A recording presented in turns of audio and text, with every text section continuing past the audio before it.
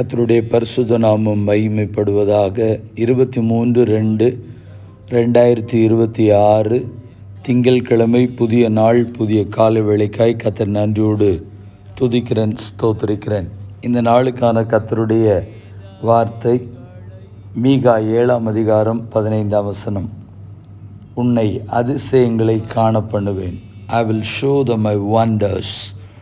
கர்த்தருடைய நாம் மகிமைப்படட்டும். இந்த வார்த்தைகளை கொண்டு சில நிமிடங்கள் ஆண்டவருடைய வார்த்தையை நாம் கேட்கலாம். நம்முடைய ஆண்டவர் அதிசயங்களை காண பண்ணுகிறவர். ஆம் சகோதர சகோதரியே, உங்களுடைய வாழ்க்கையிலும் கர்த்தர் இன்றைக்கும் ஒரு அதிசயங்களை செய்வதற்கு ஆயத்தமாக இருக்கிறார். இதற்கெல்லாவற்றுக்கும் மேலாக நம்முடைய விசுவாசத்தின் அளவை பொறுத்து நாம் நம்முடைய வாழ்க்கையிலே அதிசயமான காரியங்களை கண்டுகொள்ள முடியும். கர்த்தருக்கு ஸ்தோத்திரம் உண்டாகட்டும்.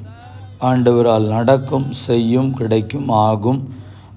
இந்த காரியத்தை ஆண்டவர் அதிசயமாய் எனக்கு செய்வார் அப்படின்னு சொல்லி நம்பினீங்க அப்படின்னு சொன்னால் ஆண்டவர் அவ்விதமான காரியங்களை செய்வார்.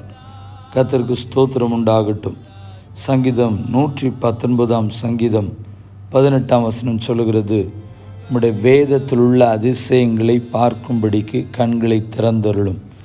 முதலாவது, வேதத்தில் எழுதப்பட்டிருக்கிற அத்தனை வார்த்தைகளும் அந்த வார்த்தையில் இருக்கிற காரியங்களை பார்க்கும் பொழுது அதிசயமானவைகள். கர்த்தருக்கு ஸ்தோத்திரம். தேவன் செய்திருக்கிற மகத்துவமான காரியங்கள் அதிசயமானவைகள், ஆச்சரியமானவைகள். இப்படிப்பட்ட காரியங்களை, இந்த அதிசயங்களை, வேதத்தில் எழுதப்பட்டிருக்கிற தேவனுடைய மகத்துவமான காரியங்களை பார்ப்பது என்பது அதிசயம். அதை பார்ப்பதற்கு நம்முடைய கண்கள் திறக்கப்பட வேண்டும். ஒவ்வொரு நாளும் வேதத்தை படிக்கும் பொழுது, தியானிக்கும் பொழுது, உடைய வேதத்தின் அதிசயங்களை நான் பார்க்கும்படி என் கண்களை திறந்தருளும் என்று சொல்லி ஜெபிக்க வேண்டும். கர்த்தருடைய நாமம் மகிமைப்படட்டும். சங்கீதம் 77:14 நம்முடைய ஆண்டவர் அதிசயங்களை செய்கிற தேவனாக இருக்கிறார். யாத்திரை 34:10 ஆண்டுடைய வார்த்தை இவ்விதமாய் சொல்லப்பட்டிருக்கிறது. அதற்கு அவர், இதோ நான் ஒரு உடன்படிக்கை பண்ணுகிறேன்.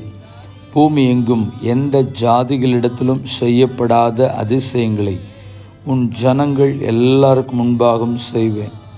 உன்னோடு கூட இருக்கிற ஜனங்கள் எல்லாரும் கர்த்தருடைய செய்கை காண்பார்கள். உன்னோடு கூட இருந்து நான் செய்கிற காரியம் பயங்கரமாக இருக்கும். கர்த்தருக்கு ஸ்தோத்திரம் உண்டாகட்டும்.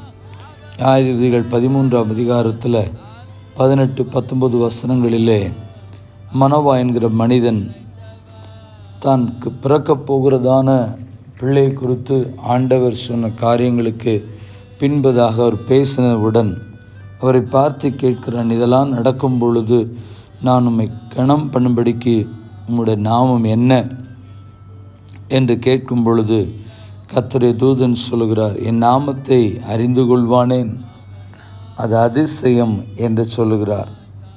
பிற்பாடு அடுத்த வசனத்தில் மனோவா போய் வெள்ளாட்டு குட்டியையும் போஜன பலியையும் கொண்டு வந்து அதை கன்மலையின் மேல் கர்த்தருக்கு செலுத்தினான். அப்பொழுது மனோவாவும் அவன் மனைவியும் பார்த்து கொண்டிருக்கையில் அந்த அதிசயம் விளங்கினது என்று வேதம் சொல்லுகிறது. ஆம் பிரியமானவர்களே, தேவனுடைய அதிசயம் தொடர்ந்து நம்முடைய வாழ்க்கையில் விளங்குகிறதை நம்முடைய கண்கள் காணட்டும். கண்களை மூடி நாம் ஜெபிப்போம். பரிசுத்தமுள்ள தேவனே, இந்த ஆசீர்வதிக்கப்பட்ட புதிய நாள் கால வேளைக்காக என் தேவனே நன்றியோடு துதிக்கிறேன், ஸ்தோத்திரிக்கிறேன். ஒரு நாளும் கர்த்தரை ஆச்சரியமாய் அதிசயமாய் கர்த்தர் நடத்தி வருகிறீர். அந்த அதிசயமான வழி நடத்துதலை ஒவ்வொரு நாளும் நாங்கள் எங்களுடைய வாழ்க்கையில் கண்டு கர்த்தருக்கு சாட்சியாய் ஜீவிக்க கர்த்தர் எங்களுக்கு கிருபை பாராட்டும்.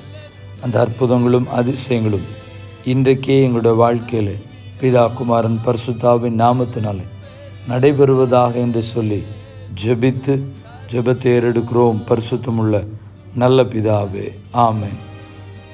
வாழ்த்துக்களுடன் ஜெபங்களுடன் pastor Jebadas. WhatsApp 9345353730. May Jesus bless you all. Amen.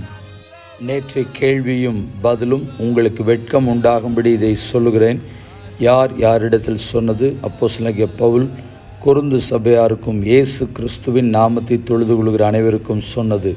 1 கொரிந்தியர் 1:1-2 6 இந்த நாளுக்கான கேள்வி: அவர் செய்த அதிசயங்களை அவர்கள் நம்பாமல் பின்னும் பாவம் செய்தார்கள். யார் யாரிடத்தில் சொன்னது?